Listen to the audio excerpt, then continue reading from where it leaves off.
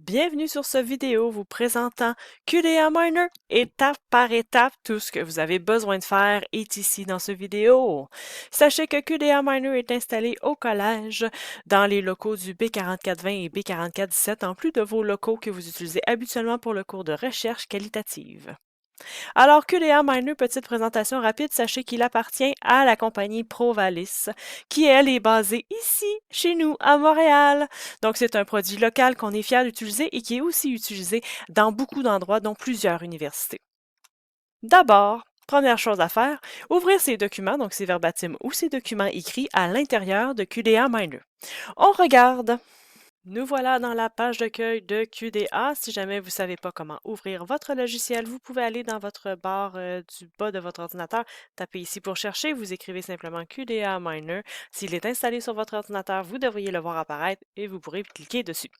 Donc, la première des choses que je vais faire, c'est créer un nouveau projet. Donc, c'est la première des trois options. Puis ensuite, j'ai plusieurs autres options. Je vais encore choisir la première qui s'appelle Créer un projet à partir de documents/images. Vous allez obtenir cette fenêtre, donc vous allez pouvoir aller chercher ici dans le menu qui se trouve à gauche où sont vos documents et pouvoir ainsi les ouvrir et les ajouter. Vous pouvez en cliquer une, vous pouvez évidemment en cliquer plus d'une à la fois et les ajouter. Souvenez-vous que chaque élément ou chaque élément analysé devait être dans un document à part. Donc, une fois que vous avez choisi tous vos documents, vous pouvez simplement cliquer sur Créer. Tout ce qui est dans la fenêtre ici d'options d'importation est bon par défaut. Néanmoins, je vous le mentionne quand même, si vous allez faire une analyse qui va contenir des images, vous devez simplement décliquer, supprimer les images. Et vous allez faire OK. QDA va vouloir que vous enregistriez votre fichier quelque part, donc vous allez pouvoir vous assurer que vous connaissez l'emplacement d'où vous enregistrez votre fichier. Il sera là à chaque fois que vous en aurez besoin par la suite. Bon, alors disons que je vais simplement, dans mon cas, l'enregistrer sur le bureau. Faites pas ça, vous autres, faites pas ça. Ça pourrait être dangereux. Il faut l'enregistrer dans votre espace à vous, votre clé USB ou un espace que vous connaissez. Puis ensuite, vous allez cliquer sur Enregistrer et il va simplement enregistrer votre fichier QDA. Il n'y a pas d'enregistrement automatique, il faudra donc cliquer sur Enregistrer une fois de temps en temps. Enregistrer, c'est la petite disquette ici, le petit carré que vous voyez là pour sauvegarder.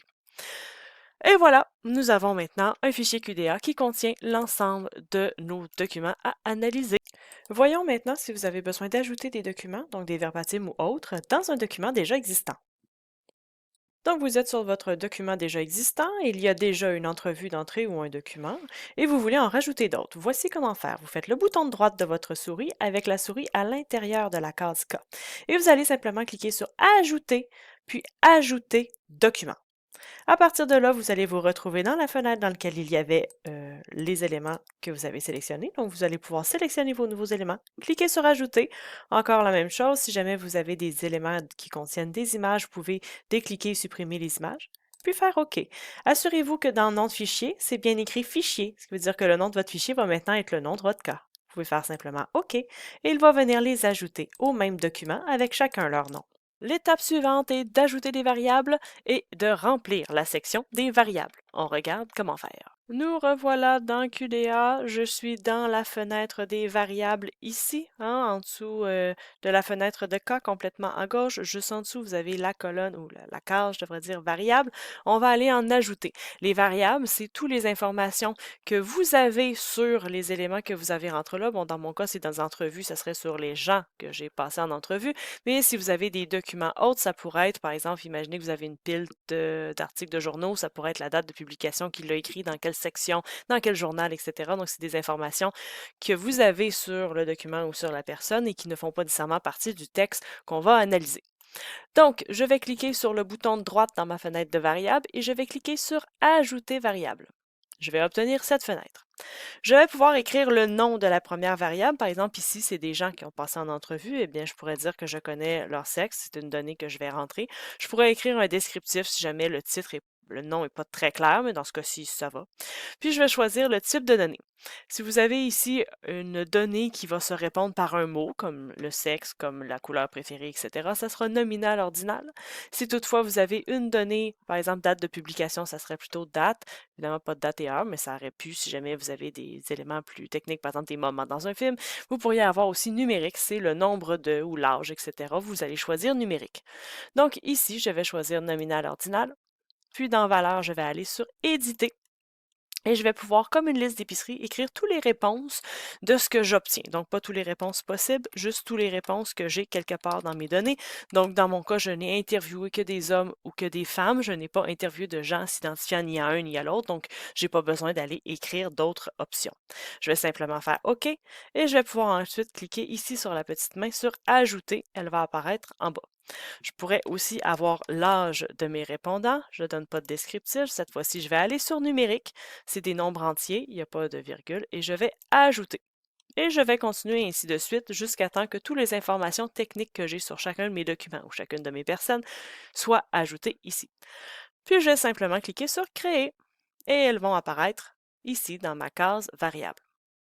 Vous voyez que présentement, il n'y a rien. Hein? J'ai sexe, âge et c'est vide.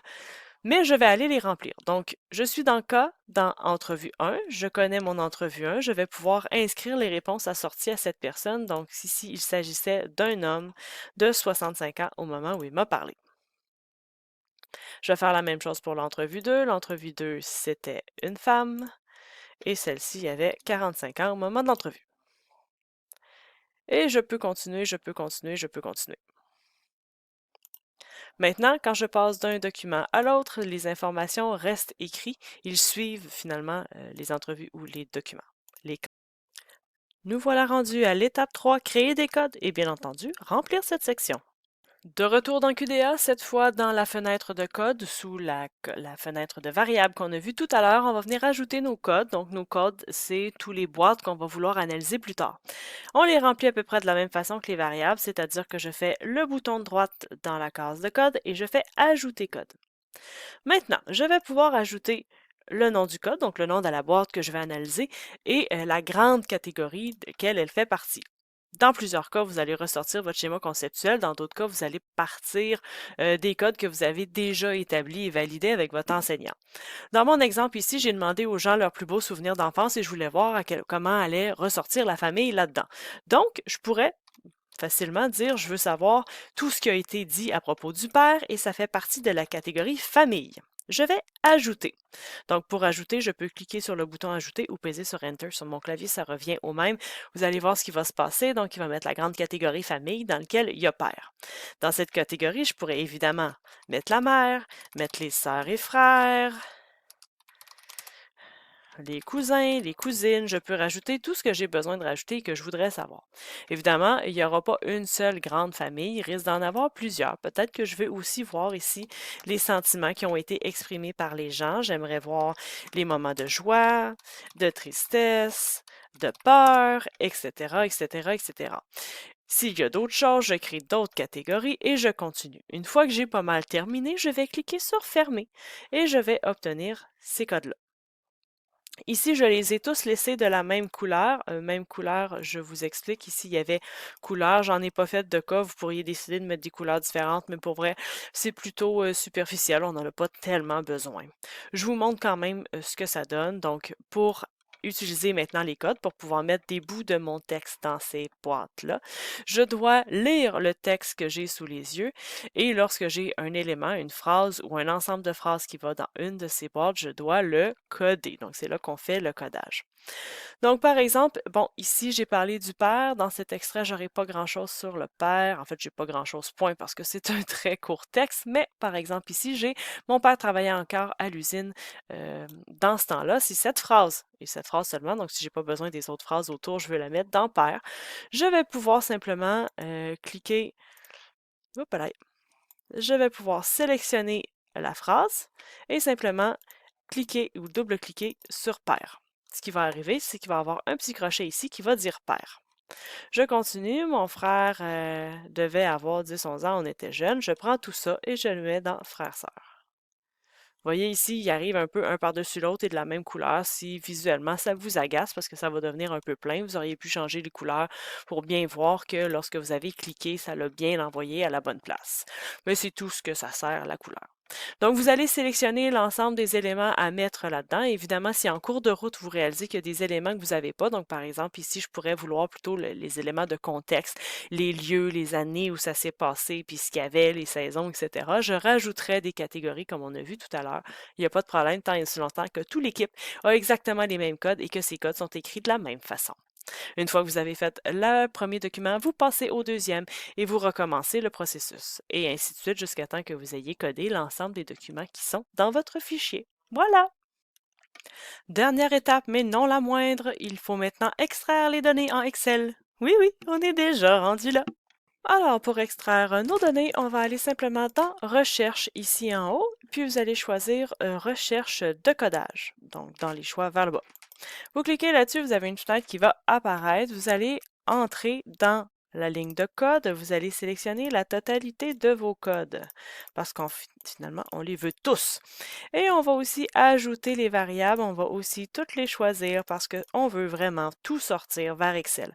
Puis vous allez cliquer sur la lampe de poche où c'est écrit Chercher et il va vous sortir un long tableau contenant tous les extraits que vous avez codés et toutes les informations assorties à cet extrait en plus de ce que vous lui avez demandé. Maintenant, on le veut dans Excel, donc vous allez aller sur la disquette ici, juste à côté de la petite imprimante, puis il va vous proposer de l'enregistrer où vous désirez. Faites attention, vous seriez mieux de l'enregistrer en Excel 2007 et non 97 à 2003.